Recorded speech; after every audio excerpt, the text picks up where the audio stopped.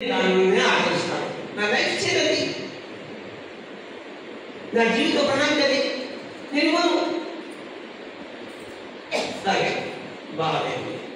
అయితే యుద్ధంలో నువ్వు నీ 11 అక్షరం సగం సన్మానాసం గడవకాయ అని విజయం నువ్వు నిశ్చయిస్తావు. కానీ వర్తమానం నీ మీద ఆధారపడతా. ఇలా మీరు చెప్పారు కదా, వర్తమానం మన యొక్క చర్యల మీద ఆధారపడింది, గతం మీద ఆధారపడి ఏదైతే వర్తమానం దయచేసి గుర్తుంచుకోండి. ఇదేమంటారు మీరు, వర్తమానం నీ మీద నా మీద ఆధారపడలేదు. యుద్ధం ఎవరు గొప్పగా ఆచరిస్తారు దాని మీద ఆధారం.